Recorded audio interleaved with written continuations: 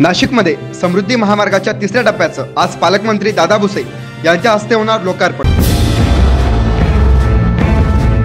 मुख्यमंत्री एकनाथ शिंदे आज वाशिमच्या दौऱ्यावर, शेतकरी प्रशिक्षण केंद्राचं मुख्यमंत्र्यांच्या हस्ते होणार उद्घाटन।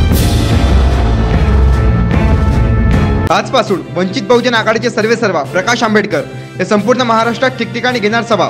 भंडाऱ्यातील साकोल्यामध्ये पहिली सभा। नागपूरमध्ये आज भाजप इमोतर्फे नमो युवक राष्ट्रीय संमेलन होणार।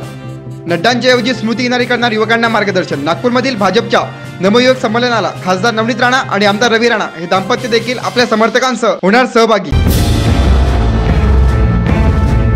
आगामी 5 ते 6 दिवसानंतर मराठा आंदोलनाची पुढची दिशा ठरवणार मनोज जरांगे यांची माहिती। राजकारण हा माझा मार्ग नाही, मी कोणत्याही प्रकारची निवडणूक अथवा पक्ष काढणार नाही, मनोज जरांगे यांचं सूचक विधान। पक्षाने तिकीट नाकारल्यानंतर माजी केंद्रीय मंत्री डॉक्टर हर्षवर्धन यांची राजकारणातून निवृत्ती। राजकारणातून बाहेर पडल्यानंतर वैद्यकीय व्यवसाय करणार। लोकसभेसाठी काँग्रेसचा जाहीरनामा अंतिम टप्प्यात। जाहीरनाम्यात युवकांच्या समस्यांना महत्त्वाचे स्थान। चिदंबरम यांच्या अध्यक्षतेखाली समिती तयार करत आहे मसुदा। भारतीय नौदलामध्ये होणार सीहॉक हेलिकॉप्टरचा समावेश। केंद्रीय गृहमंत्री अमित शाह आज महाराष्ट्र दौऱ्यावर। शहांची आज संभाजीनगरच्या जळगावमध्ये होणार जाहीर सभा। लोकसभा निवडणुकीच्या पार्श्वभूमीवर दौऱ्याकडे सर्वांचं लक्ष।